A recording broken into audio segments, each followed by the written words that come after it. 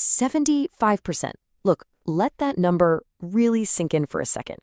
3 out of every 4 salaried workers right now are basically operating with zero safety net.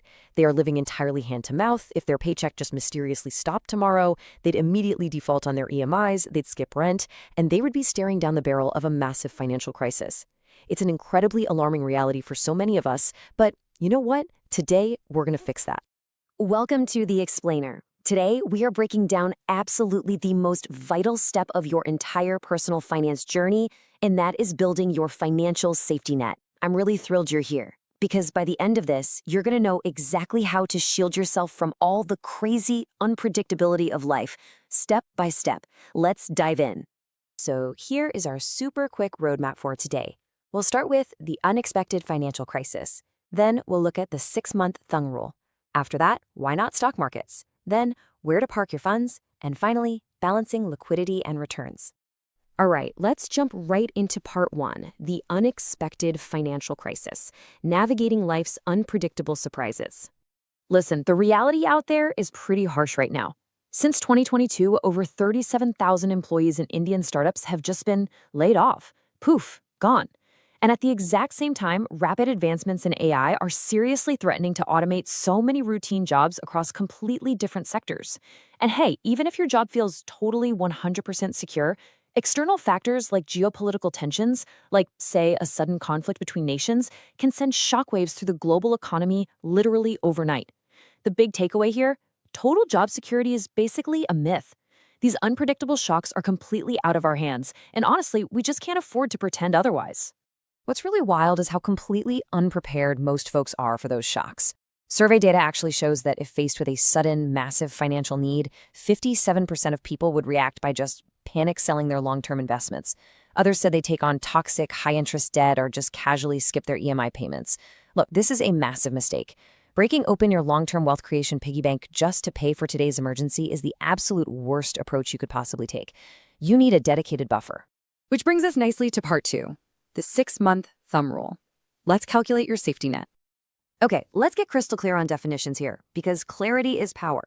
An emergency fund is a dedicated financial cushion meant exclusively, and I mean exclusively, for sudden, unpredictable demands. It's for that out-of-nowhere medical issue. It's for sudden job loss. It is your protective shield. But notice what it is not for. You do not touch this money to go buy a shiny new car or take a European vacation or pay for a big wedding. Those are entirely predictable financial goals, and they need their own separate planning. This money, this is your financial fire extinguisher. You literally only use it when there's a fire. So you're probably wondering, okay, exactly how big should this fire extinguisher be? Well, the formula is beautifully simple.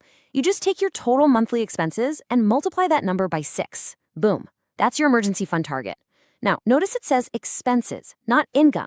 You don't need to replace your entire shiny salary. You just need enough cash to comfortably cover the absolute basics: your rent, your EMIs, groceries, utilities, for 6 full months while you get back on your feet. Let's actually put some concrete math to this. Say your essential monthly expenses come out to around $40,000. You just multiply that by 6, which gives you an exact target of 2,40,000 rupees. That right there, that is what 6 months of absolute, unshakable peace of mind looks like. No matter what crazy thing happens, a nasty layoff, a huge unexpected medical bill, you know for a fact that you can breathe easy for half a year without having to beg anyone for a single dime. Now let's tackle a really common question in part 3. Why not stock markets? The equity trap.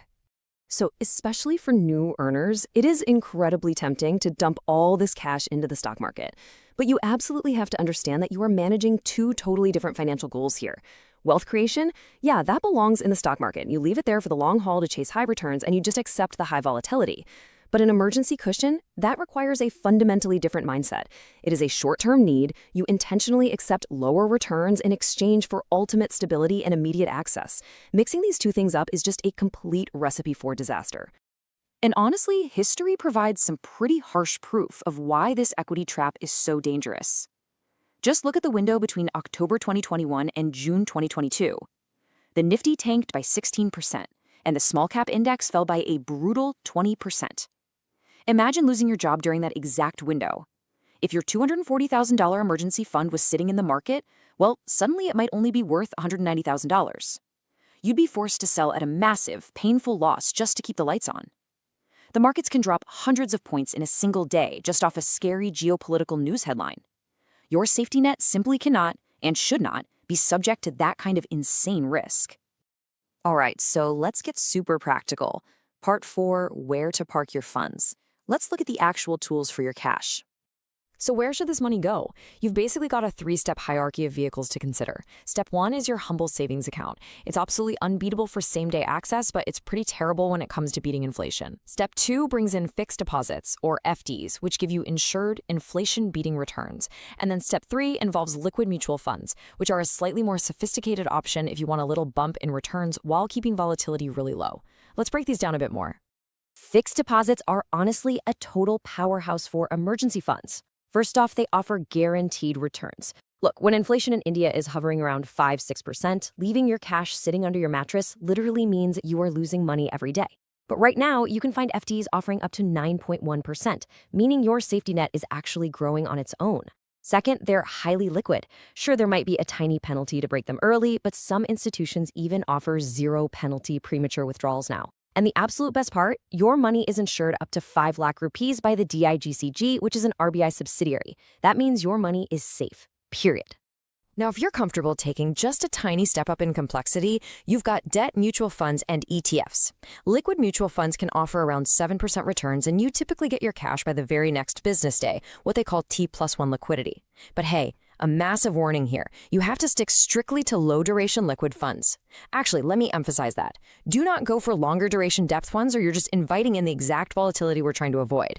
Another really cool option is the Bharat Bond ETF. It trades like a stock but invests exclusively in super safe, AAA-rated public sector companies, and it also fetches around a 7% return. So, how do we pull this all together? Part 5, balancing liquidity and returns. Let's look at the master strategy. The cool thing is, there isn't just one perfect way to do this. It totally depends on what lets you sleep at night. We've got 2 expert strategies here. Strategy A, you keep a small buffer, about 10 to 15%, in a basic savings account so you have instant cash on day 1 of a crisis. Then, you lock the vast majority, the other 85 to 90%, into high-yield fixed deposits to fight off inflation.